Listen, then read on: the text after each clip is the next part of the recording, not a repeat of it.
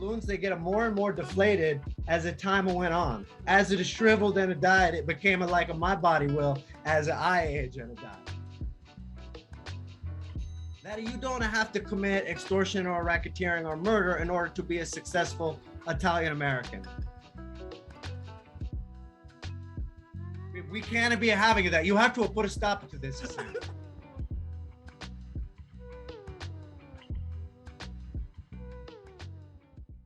Welcome to All Angles Wrestling. I'm Sam, and this week we are joined by Luigi Primo, originally from Naples, now residing in Austin, Texas. He is a former Party World Wrestling BFF Tag Team Champion, a former River City Wrestling International Champion, and the longest reigning Inspire Pro Wrestling Champion ever. And he's also been spinning this pizza for about a day. Luigi Primo. I make a best pizza. Thank you very much for having me on your show. I'm very happy to be here. Not a problem, Luigi. If you can tell the people a little bit about yourself, who is Luigi Primo and what do they need to know about you?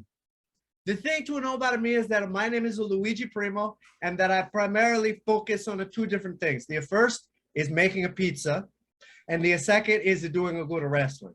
And sort of a third element of those two things is I combine them into a sacrosanct art of making a pizza while wrestling. And I've been wrestling, I'd say, since I was a bambino, but I've been mostly focusing on the pro style for about 80 years here in Austin, Texas. 80 years in Austin. I was told that you moved 8 years. 80 years. There you go. Not 80. English is your second language, so I'll let you off on it. That's all right. I normally speak the older country tongue, we call it. It's whatever language they speak in the older country. Excellent. So thank you for being here this evening. With All Angles Wrestling, I pride myself on asking people questions that they've never been asked before. I make sure that I check out all the interviews that any of our talents have had before I get a chance to speak to them. So I'm not going to throw all the old hat stuff at you. I know that you've been asked many, many times about pineapple on pizza. So I'm not gonna touch that. I know what you've said, that most people don't know you have to cut up the pineapple before you serve it. Exactly. But I asked you before we started this interview if you have a phone handy, because I'm here in Glasgow, Scotland. I have a new favorite pizza place down the road from me, and I just want to show you how they've been putting pineapple on pizza and get your opinion on it. So I've sent you a photo.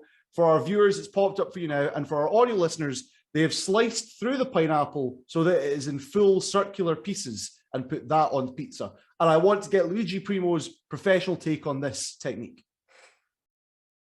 I'm a combination of both awed, I'm in awe, and I'm also disgusted by this.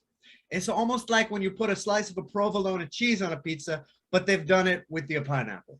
It is quite I don't know disturbing. how they did it. I don't know what kind of a machine or a glazing tool or a shear that can accomplish this, but I'm quite confused and dumbfounded by what I'm seeing. And this is somewhere in Scotland. This is somewhere in Scotland, yes. I mean, pizza, our most famous pizza, and this actually will be horrifying for you as well. Scotland has a great history of Italian migrants coming here and making Glasgow their home, making Scotland their home. But Scotland is most famous for fried foods. So what we have here is a thing called a pizza crunch, which is a frozen pizza that has been deep fried. That's unacceptable. I feel like I should have.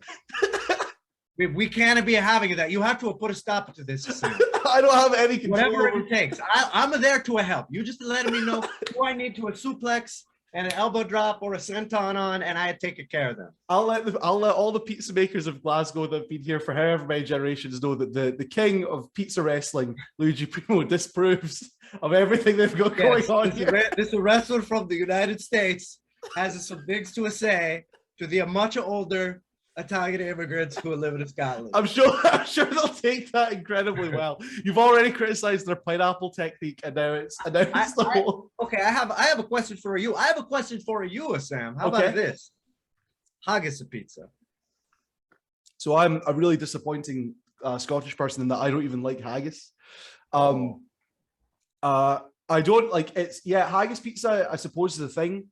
There's a restaurant out near where my grandparents are from, which is the east coast of Scotland, an area called Fife. There's a restaurant there that does haggis everything.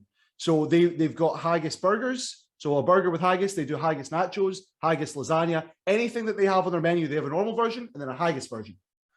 I'm curious about it because it's basically like a sausage. It's like a sausage. Yes, a very disturbing boiled in a stomach sausage made with oats and Right. blood. Yes, it's not. It's we're not the kings of cuisine over here. We've started with a deep See, fried frozen that's pizza. how sausages are made in America too, with the oats and the blood, Yeah, whether literally or figuratively. That's what my grandfather and my father always would say. You wake up every day, you got to put your oats and your blood into your sausage and into your pizza. I mean, you said which, however it happens, whether it's intentional or not. A quote that you've had from a previous interview that I love is the food service is violence in many different ways. Do you want to talk about that a little bit since you've brought it up? Yes, I would say that's a very good question. Food service is a violent both emotionally and physically. It's a physically a violent in that perhaps you have someone come into a restaurant who you say, hey, you have to leave. You're a divorce from my cashier and she has a restraining order against you. And he says, oh no, it's my son too, so I'm allowed to be here. You got to vault over the counter. You will waste the lock if you pull him out of the restaurant and you have to keep him from pulling out of his knife. So in that way, it's a physically violent, but it's emotionally violent. And perhaps you're trying to get a faster rush out. You're trying to rush the lunch. You're making a pizzas. You're putting a ham and a pepperoni and a sausage and a haggis on 100 of pizza. And you're two line cooks. They're in the walking. They're smoking drugs and doing lines of cocaine off of the grills in the walking. And you have to say, hey guys, I'm trying to make this pizza by myself. You're getting stressed out. They're scared that you were caught of them, and the whole thing is just very intense for everybody involved.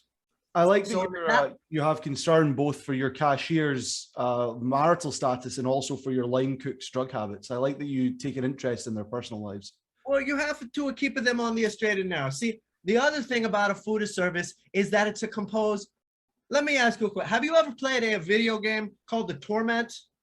Torment? No. I thought that you were going to go for a cooking game, to be honest. I totally have forgotten the name of, but I've not played Overcooked. Overcooked is the one. Yeah, actually, Overcooked is extremely accurate for what it's like to work in a restaurant. But anyway, there's this old role-playing game where every member of your party has had some kind of a tragic backstory where their lives are ruined, and you kind of band together to try and make sense of your broken lives. That is basically what working in a restaurant is. Everybody who works in a restaurant has some kind of a tragic story. Nobody has ended up there by a choice, except for me, because I make a best of pizza. You've brought up video games, so I wasn't sure if I'd hit on this evening, but since you brought up video games as well, you're going to be featured in the Wrestling Code, Virtual Code Wrestling video game. And I've already heard you say that you're delighted to be part of a game that includes Ken Shamrock and many other legends. That having your name associated with them is a great honor. But what about yourself, Luigi? Are you a fan of video games? Have you played video games before? Have you played wrestling video games before?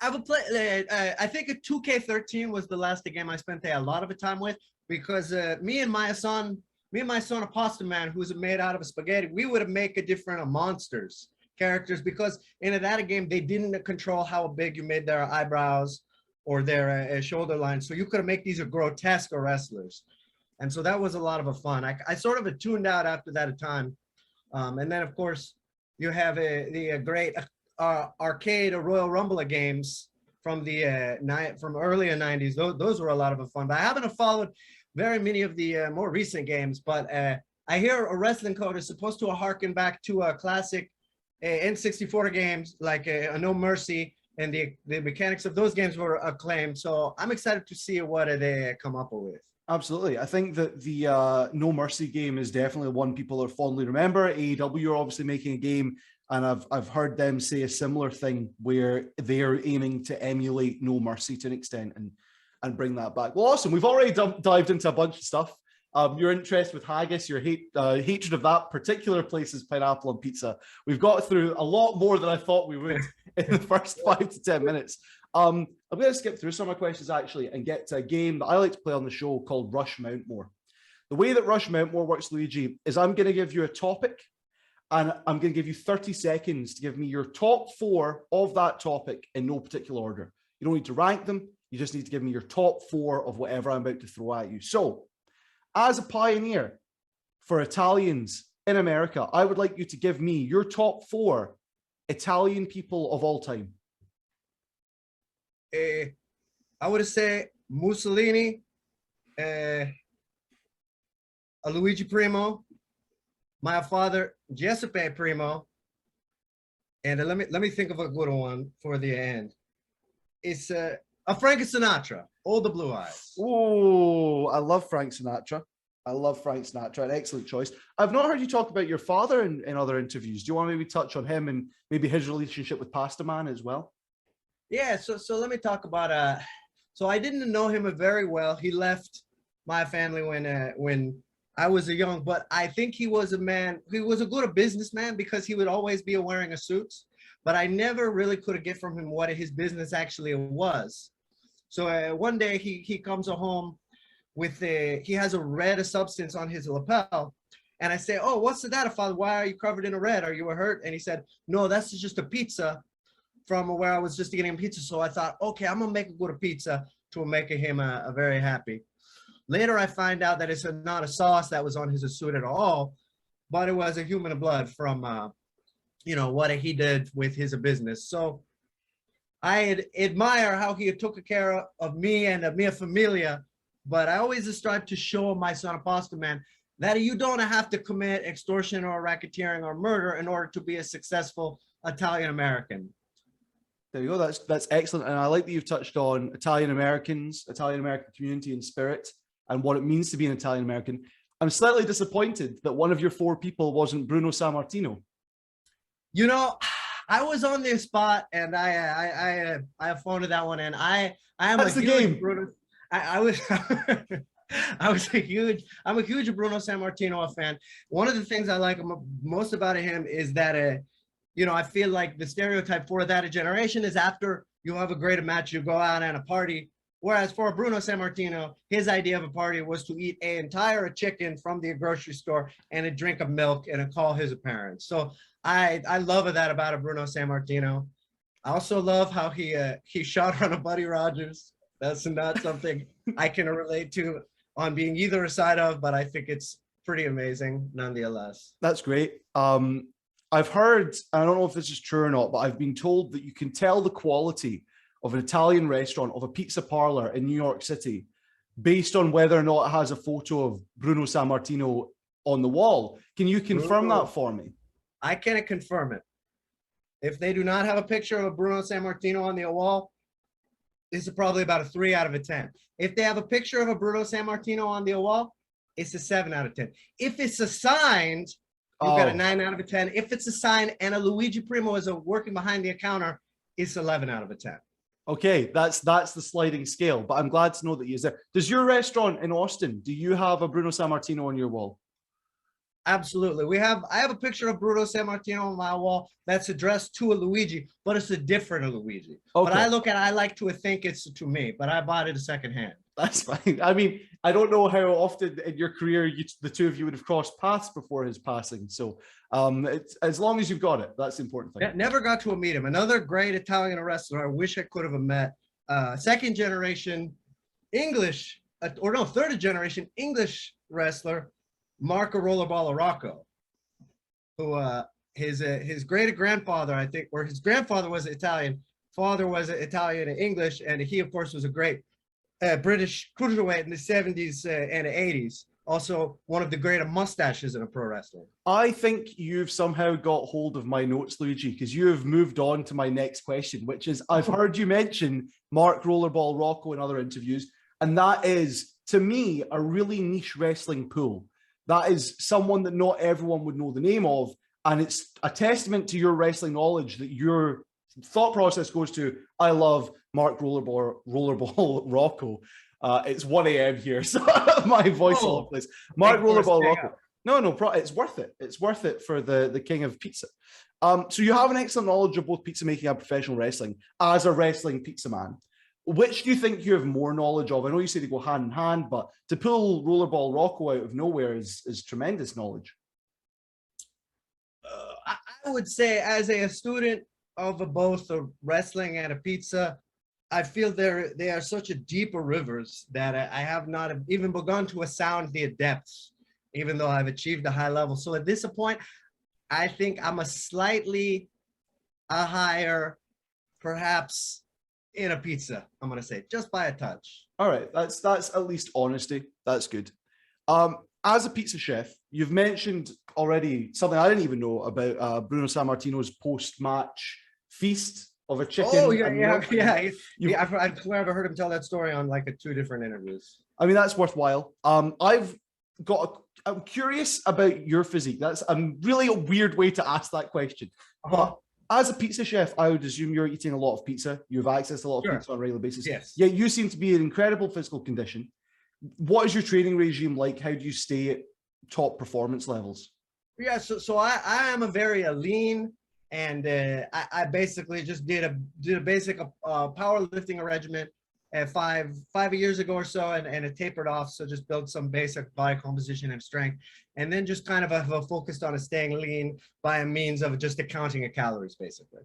So if I have the equilibrium of the calories coming in and coming out, and I keep the right macronutrients, one thing I like it to do is I make a sort of a personal size of pizza with a certain amount of carbohydrates based on the amount of dough I use to make it. And then with that, I put a ricotta on and maybe some sauce and some mushroom or something. And that will give me a good macronutrient of maybe 60, a 20, a 10 split of a carbohydrates, protein, and a fat at a 600 calories. I knock out 4 of those in a day. I'm a good to go.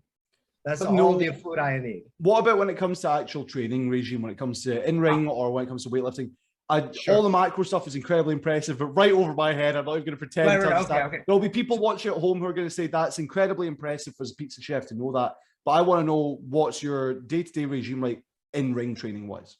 Yes. Okay. So if I get to the ring, a baseline of what I do, 3 to 4 times a week is going to be a sort of. Do you know what a 5x5 is? Have you heard of that? Talk it through me. Talk through it with me. So you hit the ropes a one way, 1, 2, 3, or 4, or 5. Drop down to the ground, jump. Drop down to the ground, jump. Drop down to the ground, jump. The other way, 1, 2, 3, 4, 5. Jump. 1, 2, 3, 4, 5. Jump, and then I hit an imaginary comeback. Clothesline, spin kick, jump. And that's a 1 rep. And then I do 5. Then I do a 5 laps. Take a 10 breaths. I do that between a 5 and 8 times. It takes about a 20 minutes. 5 and 8 times, about 4 times a week, and that's your cardio. Yes. Right? That's the baseline. That is what I want to hit that, and then beyond that, it's if I'm depending on where I'm training, I'll either train at the local wrestling school in town and roll around with the guys, or I'll train by myself in another ring. And so we'll be doing a chaining. Rolling around, trying a different combinations and evasion, or maybe a shooting just for a fun, and then trying a different aerial maneuvers, rope walks, that kind of thing. So do that for maybe another hour, depending on like what else I've got to do. But I'm at least gonna hit the cardio, and then 1 to 2 other days I will just make sure to hit a maintenance push-ups, sit-ups, squats, that kind of a thing. Resistance exercise with the bands. Have not been doing a heavy weights lately because I try to keep my recovery for in-ring stuff right now, because I still am enjoying building up my cardio to a very high level. It's already a very high, but like Rocco, that's how he was able to dominate his opponents, because he was not very big, but he could have outlasted them. So that's always in my goal. As well as that, I know you've said in interviews that prior to COVID, you were starting to get hurt a little bit more in ring. Things were starting to wear you down. The opportunity to take time off from regular performing and just work on your body was in some ways a blessing, because it's helped you get back to peak fitness. Is that still the case? And what is your injury history like? Have you had anything significant?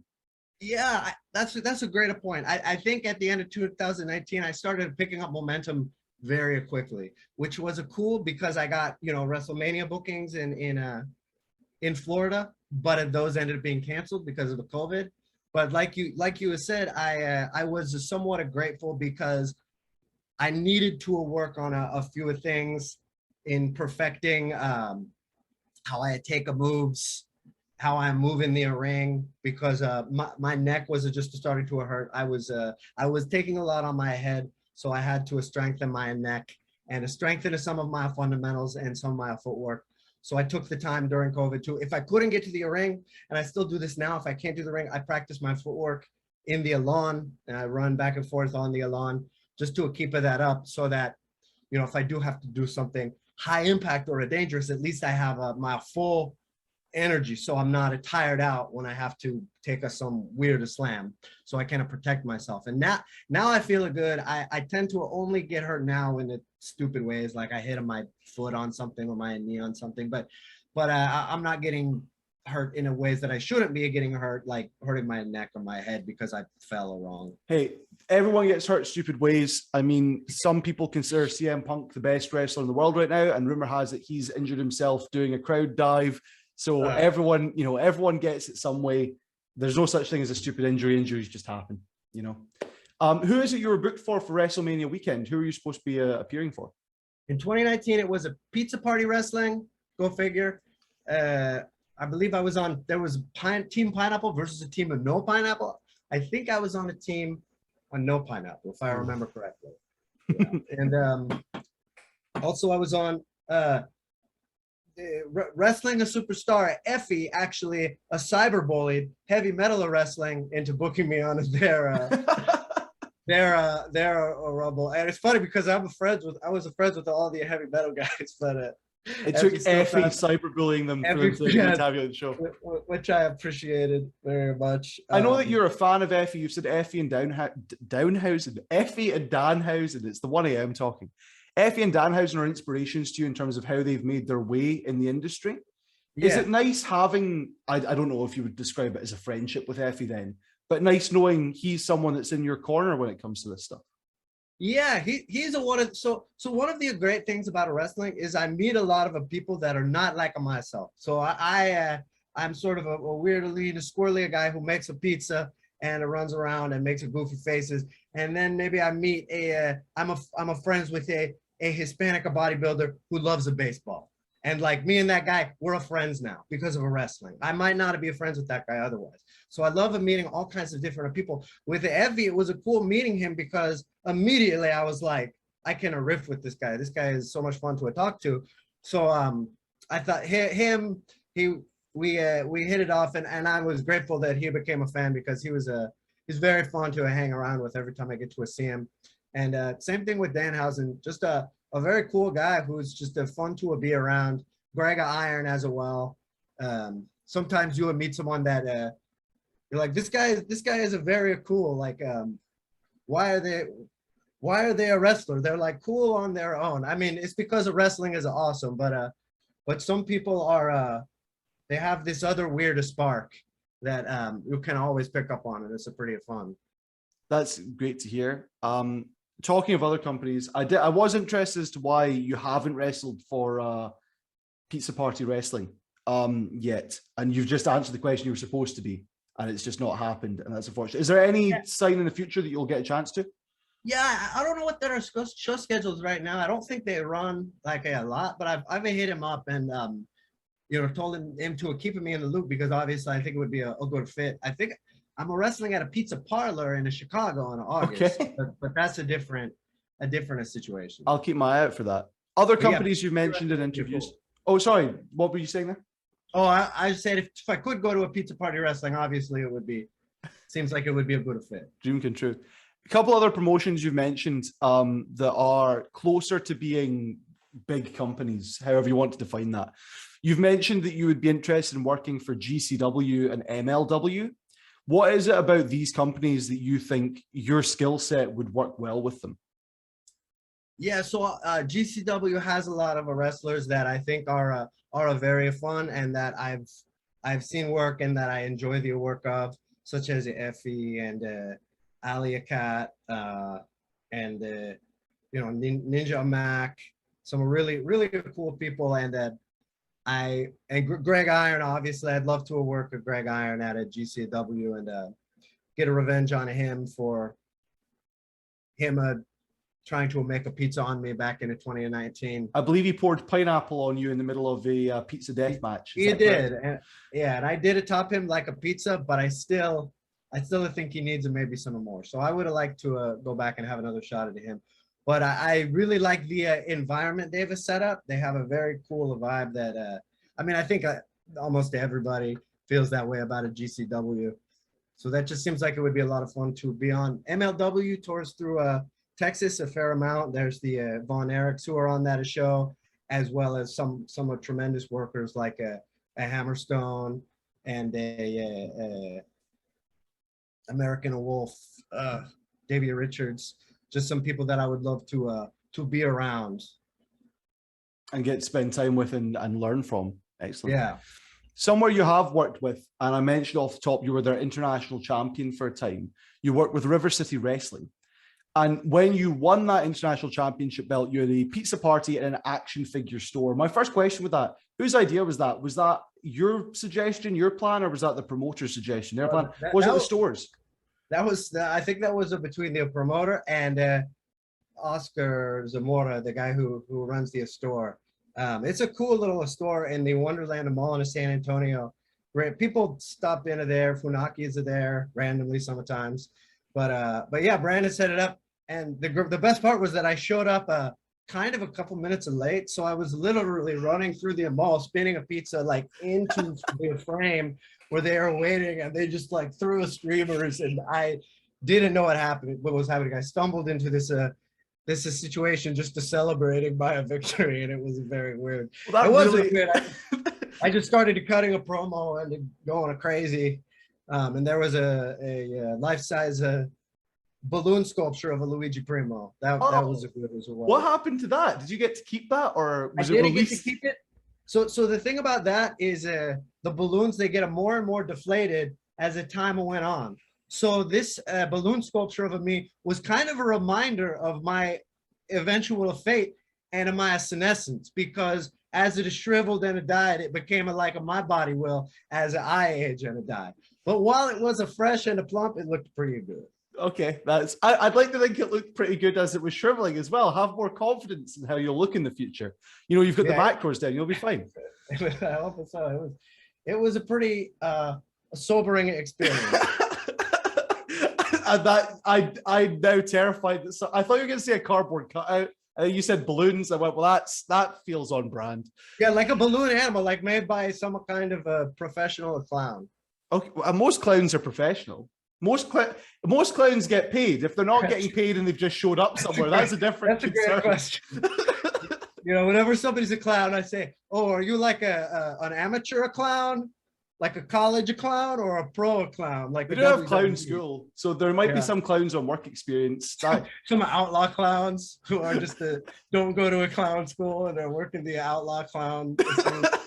That could happen. You've kind of touched on one of my other questions relating to this pizza party, which was, were there people around that had no idea what was going on and they just saw you celebrating your victory? But it sounds of things, there was an entire mall full of people who were subjected to a pizza party they had not signed up for. Yeah, I would say so. There was quite a few people, some bystanders. I think typically they would have stopped and maybe looked and then continue walking. Just totally phase out of whatever's happening. It's totally beyond their comprehension. I think the phrase is the bystander effect. If there's a certain number of people around witnessing the same thing, they all think that's someone else's problem. Yeah, there you go. Okay. Yeah, I mean, I've definitely gone to just ran it through public situations of doing my thing, and the people are sometimes delighted and sometimes indifferent, I would say. Sometimes I've only had people get intense once or twice. Sometimes they'll be like, "Hey, back off," and then I'm like, "Okay, just go into another direction here," because I know that guy's just don't even poke the bear. Yeah. Okay, is that you're now comfortable doing, you know, public appearances that are maybe outside of the wrestling ring by the sounds of things? Why have you done it in settings like that more often than not? You know, sometimes it's because one of the companies I work for, a Party World of Wrestling, we'll get a book to do weird things. Like they're like, "Can you go and mess with the people at this bar?" And I'm like, okay, if you want. So just do it 2 hours, just going up to a people and a ranting. That's pretty fun. I'll let them spin the pizza or usually antagonize them about their choice in a pizza toppings. Well, we'll talk about Party World Wrestling later. On running through them all and people seeing what you've got going on and me. I don't know if you know about Hyper Misao, who's a Joshi wrestler in Japan, but her whole story is that she was just at a craft fair one day with her mother and saw deathmatch wrestling, and that inspired her to become a wrestler. So you might have been someone's origin story into getting into wrestling. You don't know. It could come from anywhere. It's always very, very cool. Like, I enjoy the shows I've done where I've gotten to perform for, hundreds of people or maybe thousands of people. That's a great feeling. But also, I've found it's equally good to be able to perform for like just a family where they have like a little kid in there, because sometimes it means a lot to them, and they're like, that guy is my favorite wrestler. Because a little kid, they'll just pick someone sometimes. They'll just pick a guy, and for whatever reason, they're like, that's my guy. So I always try and make sure they have a good time, because hopefully they'll want to grow up to make a good pizza. That's a good life aspiration to pass down to the kids. I want to stick with River City Wrestling for a little bit, and actually this will end up transitioning into your own first favorites in wrestling, trust me.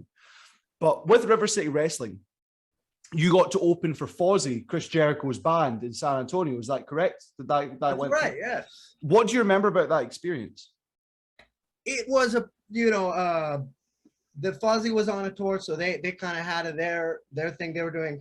Chris Jericho was doing autographs while we did our little show. So it was a pretty chill endeavor. I didn't get a chance to stick around or meet him or anything, but it was definitely a fun to be a part of that the production and the experience of being on that gig. Is wrestling opening for a musical act strange to you? Or does it fit well with what they've got going on with Chris Jericho being the lead? I think it was a good fit for that, and I think in general it's always doesn't work as good as people think it's going to work. Right. Because they're like, music, that's a cool, right? And a wrestling, that's a cool, so they should go together. But for some reason, everybody's confused. I guess it's the same way with a stand-up comedy opening for bands. What's the rule? It's like comedy before music, it's okay, but after, it's a bad day. I think that's the rhyme. I don't remember, but that must be an old country saying, because I don't know. That's an old country a promoter saying about a booking a stand-up comedy and music. But I think maybe if you do it like in some kind of a creative way, like maybe if some of the bands are wrestlers and they play in the ring and then you attack them with their instruments, that I think is what I would have liked to see. But obviously, I mean, Chris Jericho, it's pretty cool that he is a masterful wrestler and also has become such a high level touring a performer, because his style is a very, he's not like a classically trained musician, but like doing that kind of a schedule and like rocking it out, that takes a lot of ability and a lot of endurance in its own right. So it's always a cool, even if someone seeing a band like a Insane Clown Posse or something, that's not a really like music that I care for clearly, but the fact that they've have multiple disciplines that they've excelled in a one manner or another, I do think that's a cool. Or Jimmy Hart will always be my ultimate example of this, somebody who was I think like a radio DJ, music promoter, and also wrestling promoter, wrestling manager, performer, the whole spectrum, 5'9" a guy, 130 pounds, master of the entertainment arts. Those I always respect the performers like that. People that have got such diversity that they can do music and they can do wrestling and they can do everything.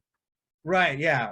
Especially, someone like a Jimmy Hart, who's just it's all based on his internal presence and his intelligence and the force of his personality, because he's I mean, I'm probably bigger than a Jimmy Hart, but not by much, but for him, it's like all about his charisma. That's what defeats his enemies in a way. The mouth of the South. He's going to give that energy every time. That's a good pick. Someone that I think is a a good mixture of everything we've talked about so far. He's Canadian like Chris Jericho. He claims to be Scottish. He's a bit of a polymath because he was in movies. I want you to talk to the people at home. Talk to me about your memories of Rowdy Roddy Piper. Yeah, did you hear on an interview that I met him?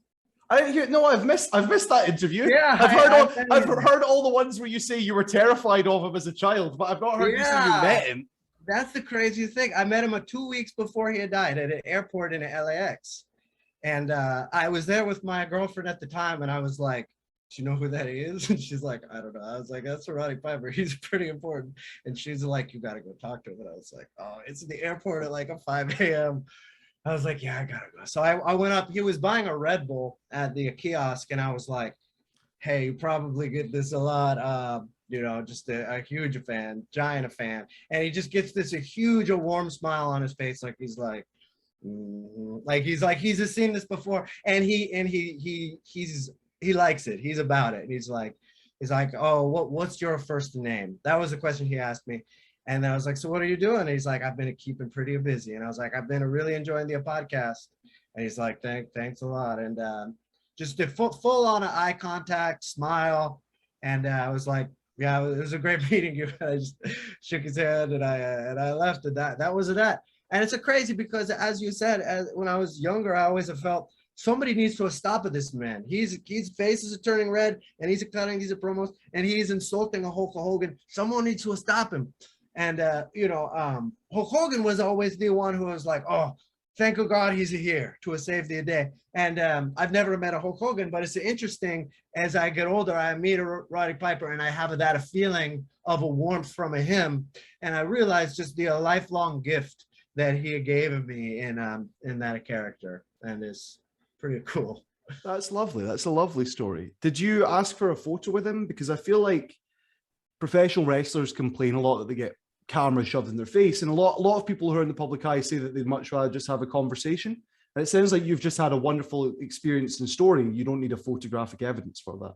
Yeah, I felt that way. I almost didn't want to talk to him because I'm sure it was probably worse in the past, but I imagine, people come up to him a lot. And again, it's at the airport, which isn't necessarily the most comfortable place to be. So I didn't want to. So yeah, I just wanted to make it easy for him, but I didn't want to pass it by because it's like, it's a Roddy Piper. This a legend. So I didn't want to miss it. But yeah, I just wanted to make sure I had the chance to talk to him. Didn't need to, have a go to selfie like, "Oh, I can't believe it." You just got the story. You've said that when you were watching him growing up, you said, "Someone needs to stop this guy. I don't like that this man is out there in the world." When you're feeling not very nice, when you're feeling like a little bit of a baddie when it comes to wrestling, is that the kind of energy you want to put across? Do you want to make people feel uncomfortable, cause them discomfort in the same way that Roddy Piper made you feel as a kid? Yeah, I think how I would like to feel is that they can't stop me. Like, even if they try, I'm going to be just out of reach. I'm going to roll out of the ring, and I'm going to be mincing around. And no matter how tough or strong they think they are, I'm just going to evade away and mock at them. And I think because I would like to have that power over them. Because if I can't beat them fairly, I would at least like to show them that they can't outsmart me. They can't come to my level in a mental way, because I will outthink them, and I want to give them the chance to confront me physically. And that's a fun feeling. It's a fun feeling to be able to have a more endurance than someone, to see them and get tired. It's also a fun feeling to see someone trail behind you mentally and a kind of a mock of them. But I would reserve that for only my worst enemies. Someone else you mentioned, another fantastic mustachioed gentleman, is Rick Rude. I want to ask, in the same way that when Scott Hall passed away, I saw a wrestling content creator, I believe it was Queen of the Ring, was saying that when she was a kid, she told her parents, that Razor Ramon isn't Cuban. And her parents, who are from that part of the world, said, "Doesn't matter, he's one of us." I like to think, based on your love of Rick Rude, his fantastic mustache and general appearance, is he an honorary Italian in your mind? Is Rick Rude an honorary Italian? I've thought about this a lot, and I would say that Rick Rude is an honorary Italian. He That's what gets we he say. gets the award due to his mustache and his revolting body and movements in the ring. There's another person as a child where I was just like, make him a stop, but it was a different than Roddy Piper. Now I know that, of course, both of them could have destroyed me with mere fingers, but at that time I didn't realize that. I just thought like this gross man, this should not be allowed. Somebody should have probably stopped him soon. It was a different kind of anger that I had towards him. But again, as I got older, I just you learn about what kind of a person it takes to develop that a character and to do it night after night after night, and you begin to really respect and to love what they have put into that, even though it's a vile when it performed. Of course. One last famous wrestler, because I don't want to make my interview with you about other people, but one person I have to ask you about, because he's only come up in one of your interviews, and I find that fascinating, because I want to know what it is about this man you like. You were asked, who is your dream opponent, alive or dead? And your answer was Sir William Regal. What is it about William Regal that you like or want to compete against? Because you've mentioned him once and I've never heard you say it again, and I really want to know. Man, William Regal, I think is, I think I've always liked him and his style, but the more I watch his matches and I listen to him, I think he's a top 5 or at least top 10 just of all time. He's so fluent in every aspect of a wrestling. But the thing that I would really love to get the opportunity to do is to go. I really enjoy a technical wrestling. So to be able to see, to have him put me in the different holds and to see if I could get out of them, and to have that kind of match, and just to see how long I could go with that and what kind of a thing we could do, that would be incredible, because he has this direct lineage to that old style, to an extent a Colt Cabana does as well, but a William Regal he was there in the Blackpool of Pleasure Beaches or whatever it was. The history of British wrestling and the thing that Colt Cabana and Brian Danielson did is holiday parks here in the UK. So lots of caravans set up that people would go and stay at, like mobile homes. And in the middle of the event, in the middle of the summer, they would invite people down to come and watch wrestling. They'd invite wrestlers. And I had a friend, I used to have a flatmate, and when he was a kid, he would go to the shows that were held on the border of Scotland and England. And he got very upset because when he would go to shows just over the border in England, the Scottish guys would be getting booed and the English guys were getting cheered, and the English guys were the heroes. And then he'd go 5 miles north into Scotland and it would all flip. And the Scottish guys were the heroes and they were getting cheered and the English guys were getting booed. And that's the sort of lineage that World of Sport and things like that, and the brutal training that people used to seek out in the 2000s, that's where it comes from, is that environment, that world.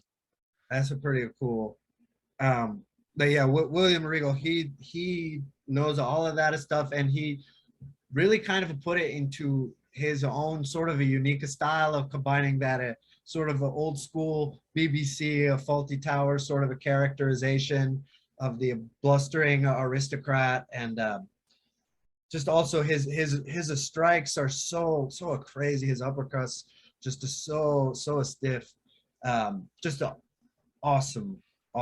I'd love to see what a kind of match I could have with him. That would be probably not going to happen, but if I could just have the choice of anyone, it would definitely be him. This is a total aside, but because you've mentioned Faulty Towers, I don't know if you've heard of the Edinburgh Fringe Festival.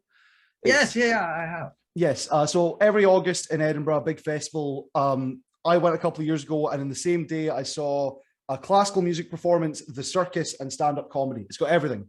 It's also got professional wrestling, and Colt Cabana's done podcasts there. And Yeah.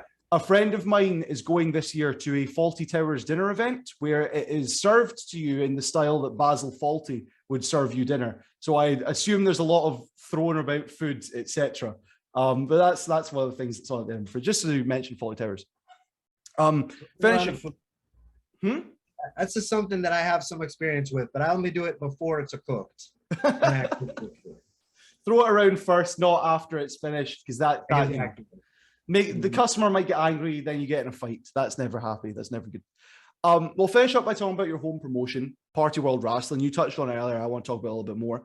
I know that the history of Party World Wrestling is that it just started out as a group of friends having fun, having a great experience, and it morphed into this big thing that's getting thousands of people on a weekend to come and watch, and it's a big deal. I want to ask, when did Party World Wrestling get a legitimate wrestling ring? Because I've seen some of the older footage and I see a tarpaulin on some card and a single rope, and I'm worried for you guys. When did you get a full-on ring set? Yeah, that was the toughest scene. I think that must have been in 2014 when we didn't have the ring. But I think in a late of 2015 or a very early of 2016, we had got a ring. We had one of our friends actually flew to Florida and got, because we're in Texas, and they flew to Florida and went to this flea market where they were selling a ring, packed it into a truck, drove it back in a Penske, and then we set it up and just to learn how this ring worked. And it's a really crazy. Have you ever put together a wrestling ring? Or I've not, sadly. My experience is purely behind a microphone. I've not had the opportunity yet. It's usually you have like a minimum, as little of metal as you can, so that you can put it together easily. This is really over-engineered because it was built by a rednecks in Florida with just like a home of welding equipment. So it's just a huge and a heavy, but it's a great ring. It's just a very difficult to assemble and disassemble. But yeah, ever since we got that ring, and in a Party World Wrestling, and sometime in 2017, we have got a trainer who wrestles as a Jay Serious, an awesome wrestler, one of the best wrestlers in Texas. Came up in the training class with ACH and Ricky Starks and the likes of those. But an awesome technical wrestler, and most of my skills I owe to him, frankly, in the pro style. So we got the ring and we got the trainer. Things started to get a more solid wrestling wise. So we always had a pretty good characters, I think. I was going to say, did getting a proper ring, did that help improve people's abilities in the ring? Those that are taking the roster of Party World Wrestling? Yeah, it's interesting. It started with many people just getting in a ring who didn't know how to wrestle, which of course is, anathema to most people in wrestling. That's like the exact thing that people don't want others to do it, right? But I think enough of people are stuck with it that eventually some people learned how to do it properly. And at this point, I think we have a good combination of people who are really insane characters who also can wrestle in a way that's safe and engaging. But ultimately, it's still kind of an outsider art wrestling, where it's a kind of I don't want to buy into this much aspect of it, but many of them, they have kind of a death cult where they worship this a snake god or a snake or something called the mother worm to bring about the apocalypse. I just make a good pizza. They have their apocalypse thing, but to each his own. Who's someone that's been brought into PWR since you've started there, and who the audience has really gravitated towards, other than Luigi Primo, of course? So I think in Texas, in the lakes, we have these creatures called the zebra mussels. Right. And zebra mussels, that's like a clam, like a mussel, right? It attaches to a boat and it ruins the boats. So recently there was this wrestler that it came out, and his name is the Zebra Muscles, except for he's just a muscular man with the striped tights. Okay. He has muscles and he has the stripes like a zebra, and he comes out and he pulls a big clamshell off of his head and he beats the two people at once. I think people really enjoy him wrestling because he's an invasive species, because he's a zebra mussel, but he's also a very powerful wrestler. And so that's the conflict for the audience, because they know that zebra mussels are a scourge on their society, but it's a big man that has power moves, and how can you not like that? Exactly. So now at this point, I think we enjoy zebra mussels, and we've seen the good side of them. And another one is my son, a pasta man. One time I always make a pizza, but once I make a spaghetti, and then the spaghetti come to a life, and it came back and it said it wasn't my son. I rejected him. But then we had a wrestling match to determine if I was his father. And then at the end of the match, I tell him, okay, you have me down. Now you have to beat me with that chair. And that's what this life is about. You have to hurt those that hurt you. But at that moment, he had put down the chair, and I learned that what it is a mean to care about somebody. And I said, you know what, you are my son. I'm going to do a better job to be a father, even though I miss the beginning of your life as a young man made of spaghetti. And so ever since then, we've had a kind of a weird familial dynamic, but I'm a better off for having known him, I think. I think it's, you know, it's not how you start, it's how you finish. So even if you're not there at the beginning, you're making up for lost time. And that seems like a great idea. I mean, not only are you making up for lost time, the two of you won the Best Friends Forever Championships in PWR. What does it mean to win that with your own son? It's pretty cool. The thing about the Best Friend Forever titles is they have this ability where if you push them together, the two holders of it fuse into a one being. So basically, we turned into this muscular spaghetti man wearing a apron, and did some moves, and then unfused. And that was a little weird, a little cool, but that's the one we only pull out when our opponents are really doing a good job. Okay, excellent. I want to ask more about the city of Austin and their embracing of PWR. Austin is known for its artistry, whether it be video game content creators, whether it be the music scene, whether it be the food scene. It's an artistic hub in the heart of Texas. Do you feel like that community has embraced PWR to an extent? And do you feel like you're part of that Austin scene?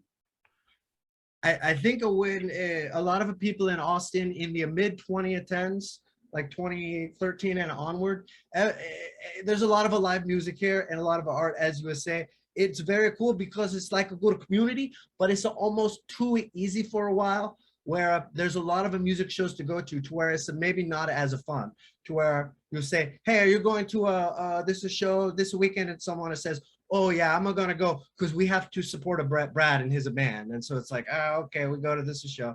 But I think the thing that's appealing about a wrestling or with the PWR is we said, just to come to this thing, you don't have to listen while a man tells you his poetry for 20 minutes while playing guitar. We're just going to yell. People are going to yell, and we're going to hit each other, and we're going to throw spaghetti sauce on the ground.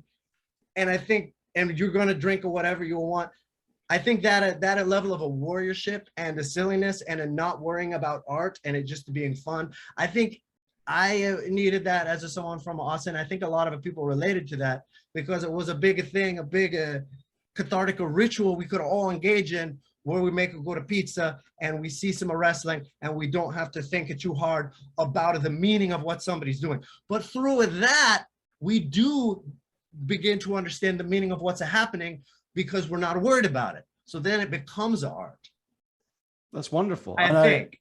I don't want to think too hard about it. Art's subjective. I think it's entirely up to you. Feel free to say that it's art. Other people would say exactly the same. And the way you've described it there, I think you're perfectly set up for a tour at the Edinburgh Fringe. So I look forward to seeing Party World Wrestling in a couple of years. That sounds like you'd fit in perfectly. Yeah, that would be great. From what I've heard, it seems like a pretty cool thing. It's a lot going on. Hannibal Buress, the comedian, has a documentary about his time at Edinburgh. And it goes downhill for him quite fast because I think he just gets in his head with it. Because he's there for, it's like 3 months or something. It takes his toll. So funny story. Hannibal Buress was in Austin one year for a South by Southwest, and he posts on the internet, "Hey, I want to play a keyboard for a band." One of the AV producers for a Party World Wrestling says, "My band's playing on this day at the venue where we have PWR at a Fourth Tap," and so he actually shows up and starts playing keyboard for my friends' band. And then afterwards, we give him a PWR shirt. And I swear, in like 4 different photos on the internet, he's wearing that shirt. So I need to look for that. That's going to be one of the photos for this. I don't think he knows what it is, but he liked the shirt, I think. It seemed to be a shirt he really liked for like 2 years. That's great. I need to be like Hannibal Buress. I need to get a PWR shirt. You've mentioned Fourth Tap Brewery. That's coming on to one of my other questions. It's interesting you wrestle in a brewery. It sounds like it does great business for them. It sounds like it's a great opportunity for PWR. How did that come about? Are the owners of Fourth Tap fans of wrestling or just fans of what Party World Wrestling are doing? Yeah, I don't think they knew much about wrestling. They were friends with some of the people that were in it at the beginning, and they saw us play at a different place, and they said, hey, they were just building the brewery at the time, and they said, hey, if you can't come to our brewery, we're a building, we'll help you get it started there. And it's turned into this thing where we basically have our whole training program that's just there with the ring set up at all times. So they give us a really great deal, and we have these shows where we pack it out with like between a 1 and a 3,000 people, depending on what time of the year it is. But I think one of the founders had told me that the match that actually sold it for them was a match we had where I think the finish was somebody was on the ground, and this tag team stacked a bunch of oversized pogs onto him. You know, pogs. Oh, I know pogs. I know And pogs then, very well. They stacked the pogs, and then the person who stacked it was picked up in a wheelbarrow slam with a giant slammer, and then he was a wheelbarrow slammed on top of the pogs with the slammer, and that's how he won the match. And he told me that is what got us our sponsorship. That I don't have anything to add to that. That's just an incredible background. That's how it's a great thing to hear. You said you've got up to 3,000 people now. That's the most I've heard. I've heard you mention other interviews, 2,000. I've also heard you say that there's been exponential growth. It started with some friends in a backyard, and every time you've done a show, it's doubled in size. Yeah, I think the top we had was like a 26. Well, I don't think we've hit a 3, but it was about a 26 or so. That's still a lot. Is that nerve-wracking? Do you still notice the audience size, or does it all wash away as soon as you get in ring?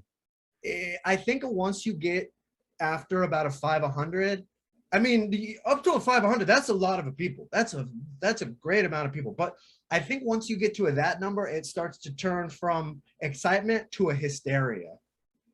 So it starts to be very easy to get lost in it. Right. And the emotion kind of bounces around very quickly. Maybe it's just our fans are very good. Maybe if there was like just a few, it would still be the same thing. But in these crowds, it's just very easy to get lost and kind of a ride the wave. And it's a pretty cool. Is there any fighting through the crowds, or as you say, it's got to the stage where you just can't do that?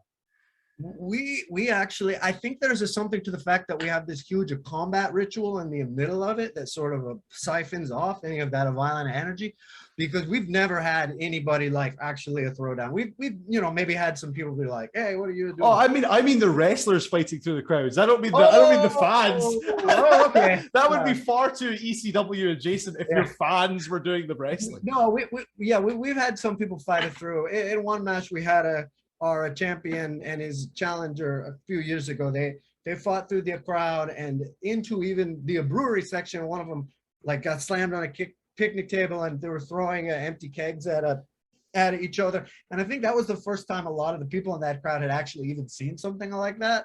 So they were blown away by it. Right. I might have misunderstood this from other interviews. PWR doesn't charge entry for their shows. Is that correct? Historically, yeah, all the shows have been, up to this point, all the shows have been free, and they've been funded with Indiegogo. Right, Indiegogo. Yeah. Where people get like maybe get a t-shirt or something or a sticker. But we've just tried to get as many people as possible, and then have been able to support it on the back end with the Indiegogos and Fourth Tapa helping us based on how well they do, and merchandise sales. All right, that's incredible.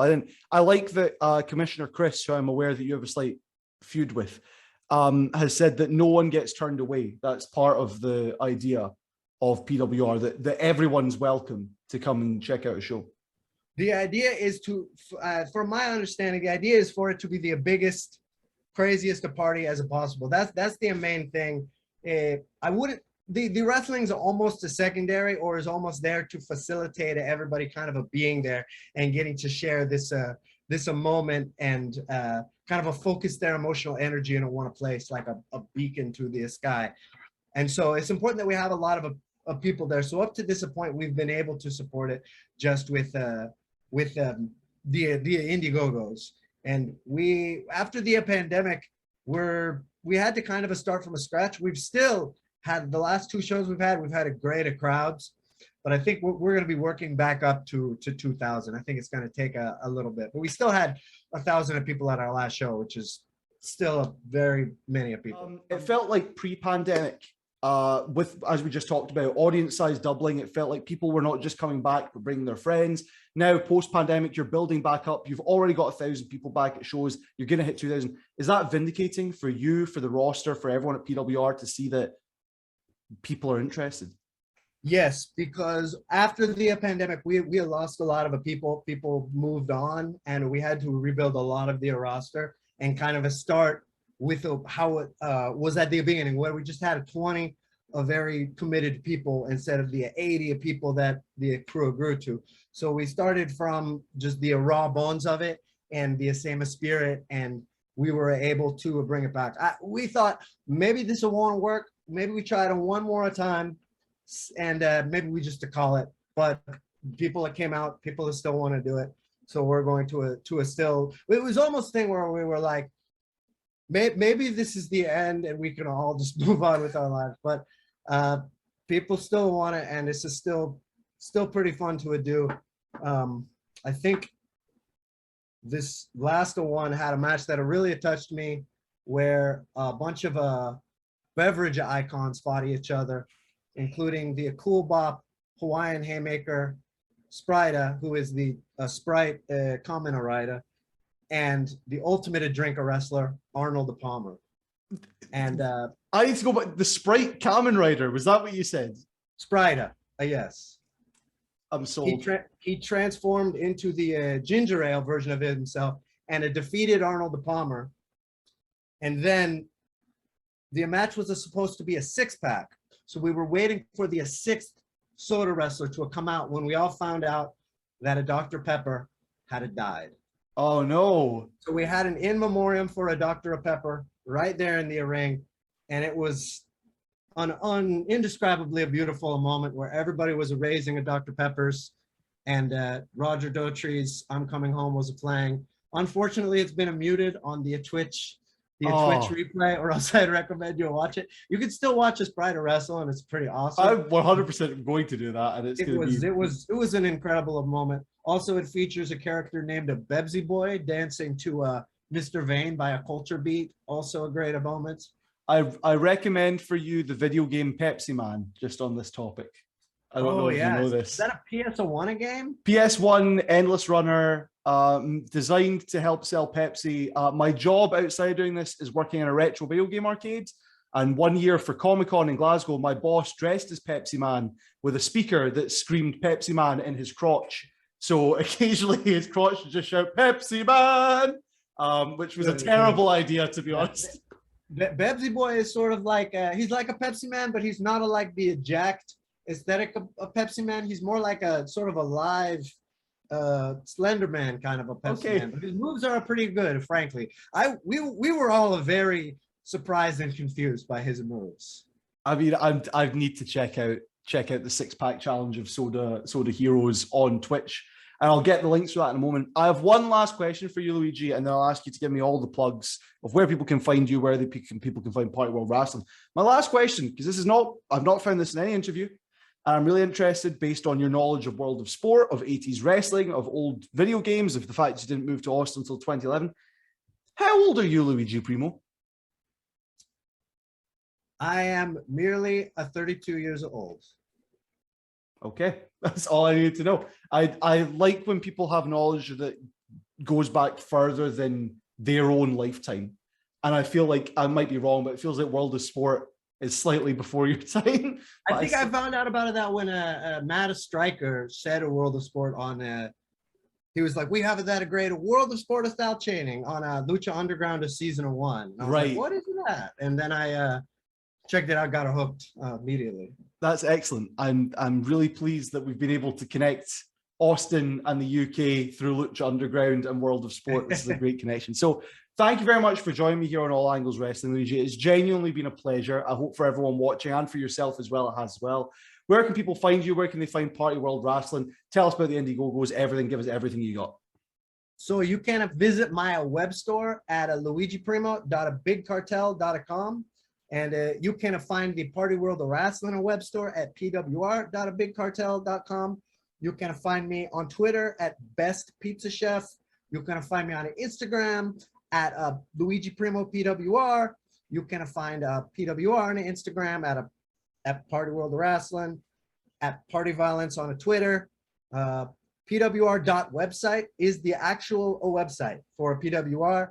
The security certificate is expired, so you're going to get a big scary warning, but don't worry, it's fine. And you mentioned a Twitch channel as well. Is that where you Yes, stream that's the right. events? Twitch.tv/partyworldwrestling. You can see some clips of older shows, as well as, I think you still have the older show archived. Also, you can watch all of our library on Means TV, which is an on-demand network that focuses on sort of an activist content. Okay. Activists like Party World Wrestling. I think that's a good Right, fit. exactly. That's a good fit. Well, thank you so much for being the second guest by the time this comes out on All Angles Wrestling. It's been a genuine pleasure, and thank you for everyone that's watching at home. And I think you have a catchphrase to finish us out, Luigi. Am I right? That's right. I'm a Luigi Primo. I make a best pizza. I'm a best wrestler. Thank you very much, everyone. Thank you for checking out All Angles Wrestling. You can catch more of us on Twitter at All Angles Rest. If you're listening to us in podcast form, remember you can check out our YouTube channel for exclusive clips and more interviews.